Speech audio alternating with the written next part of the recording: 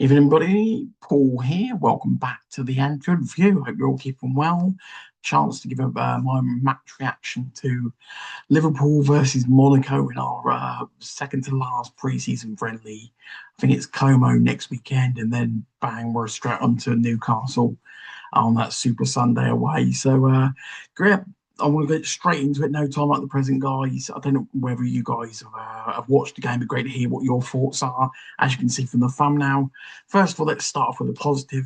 I think Lewis Kumas has been superb this preseason, and look, it's preseason, and I've been around enough preseasons where I've seen youngsters play amazing, but I think ultimately this preseason will be highlighted really, frankly, let's be honest, for Trainioni, Ravel Morrison, and to be honest, I'm going to say Lewis Kumas. I actually think Lewis Kumas rivals Trainioni for the two players that have really stood out above even the established players when they've come back. One thing let's really sort of tackle today's game. You've seen the return, obviously Virgil van Dijk's in the return of Alisson, in the return of Gakpo. You saw a good proportion of the mainstream players playing in the first half. I thought the first half played incredibly well. Ultimately, we conceded right on the sort of stroke of half time, where he just wrong-footed Virgil, a little bit of a lazy sort of challenge by himself. It was a blatant penalty. I'm not sure why everyone was questioning it. It was blatant penalty. Ultimately, on that front, Virgil, even in his pomp, has a tendency to lunge in every now and again, and get right and give away penalties, unfortunately. And so, look, first half, I thought it was a really, really, really impressive first half. Frankly, some great movements, some really good link play between Verts and Isak. I thought they both looked pretty sharp. Yes, they're not right up to full speed, but I thought they played pretty well. But I've got a bit as in the fun now. I'm going to call it as it is. I thought Lewis Kumas sort of stole the show for me in that first half. I mean, he stood out like a sore thumb, but in a great way. He literally outshone many of his sort of more senior players. And I sat in the first half, and I last week I didn't think Gravenberch was anywhere near up to speed and had a pretty poor friendly. And I thought today, to be honest, didn't look any better now either, which is slightly worrying. As you know, my thoughts regarding a DM, and I think the team badly needs one. And I think Gravenberch looks, if you want to be kind, a long way away from being sharp at the moment. I thought he had a pretty average, to be kind, the first half. And so, as much as Kumas really shone, I think Gravenberch really didn't. And so, yeah, obviously 2-0 up in that first half. Really good first goal. Great move pass into Isak, then laid off to Verse, then played back to him. First touch, then set it up, second touch, bang in the net. Clinical finishing, great play by Isak. Thought he played really, really well. I thought Verts played really well in the first half, as I say.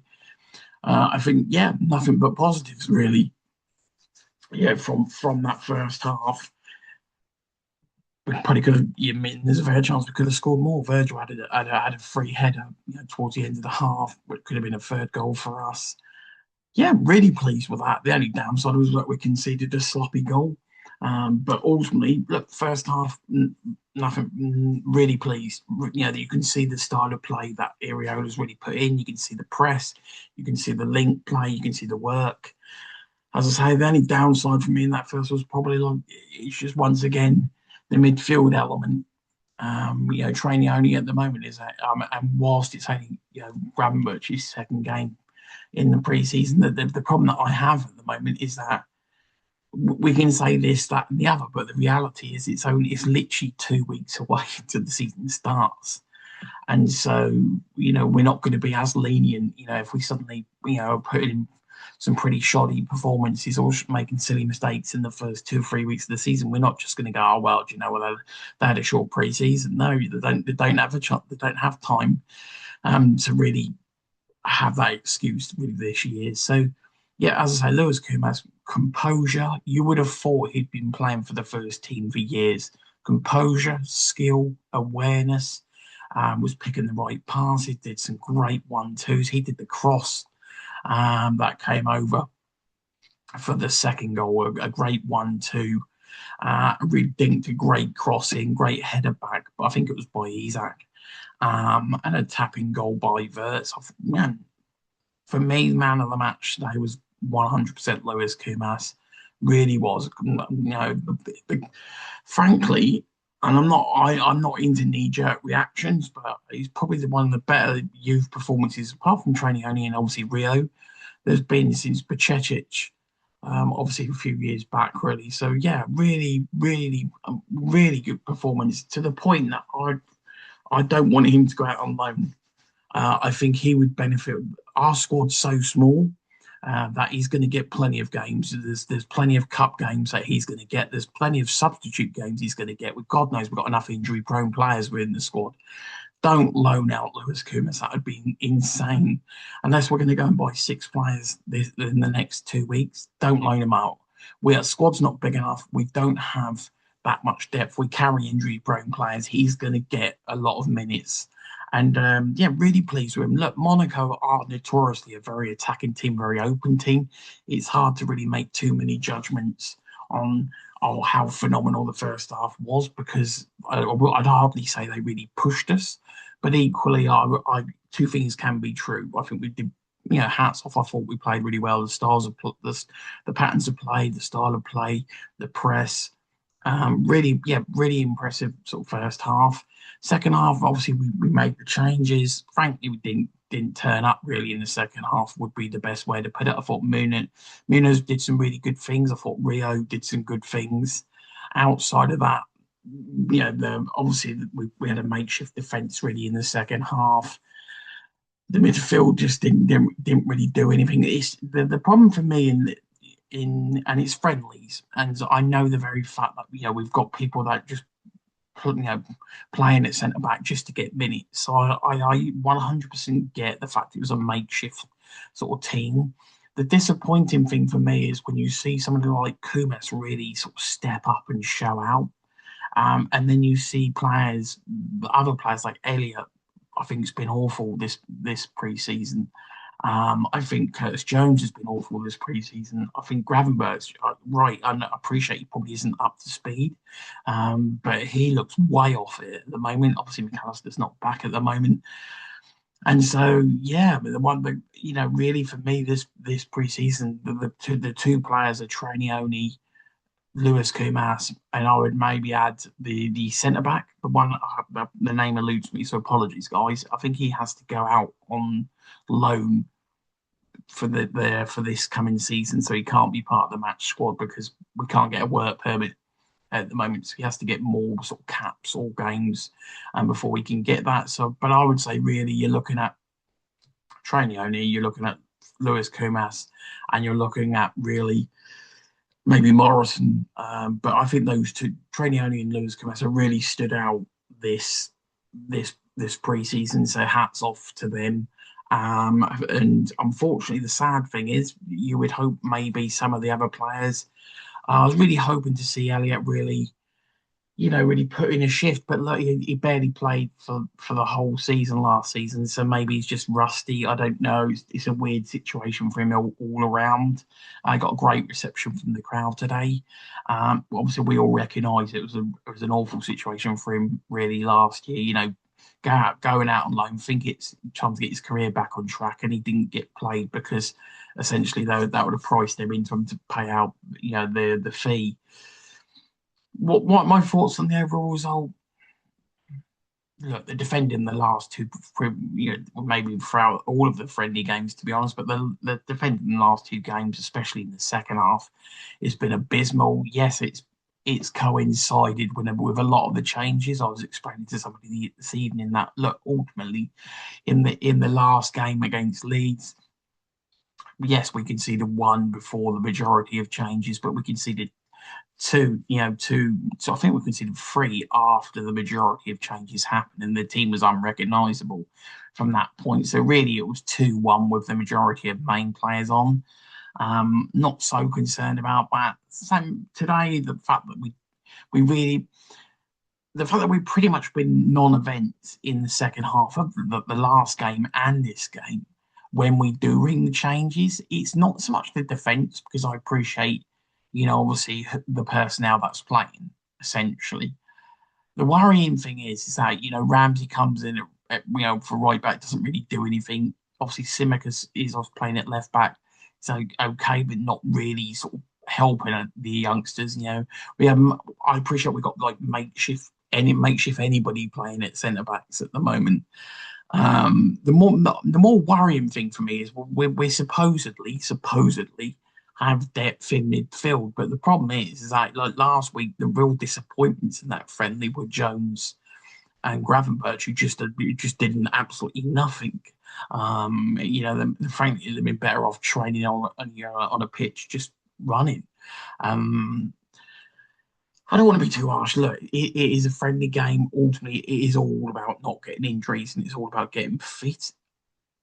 I suppose if I want to look at the glass half full, I would say really, really impressive first half. Really enjoyed the style of play, really enjoyed the press.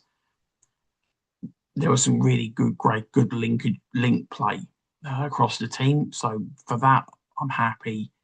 Not so not unhappy, but I would say there's areas of concern once again in terms of the depth, in terms of the sharpness of the midfield, and there's areas of concern in terms of what's coming off the bench, and in terms of their sharpness. So, i.e., if you pick up a couple of injuries in the first couple of weeks, what's coming off the bench isn't necessarily showing that much sharpness outside of Trainioni and KOUMAS.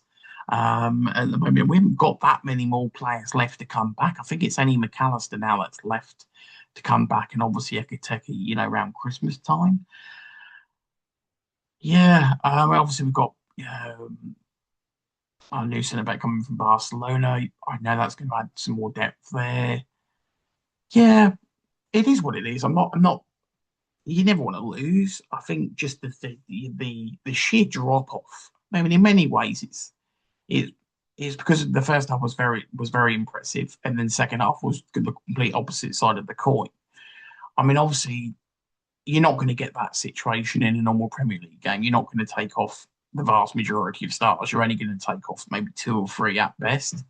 And so, sure, you're never going to get a dramatic downturn like that. The worrying thing for us is that the problem is that we don't really have a huge amount of depth at centre back. I did hear that Iriolo said Xhaka is going to be fit for Como next weekend. So look, ultimately, we all know Xhaka is meant to be playing alongside Virgil. It's looking like he may be able to squeeze some minutes in.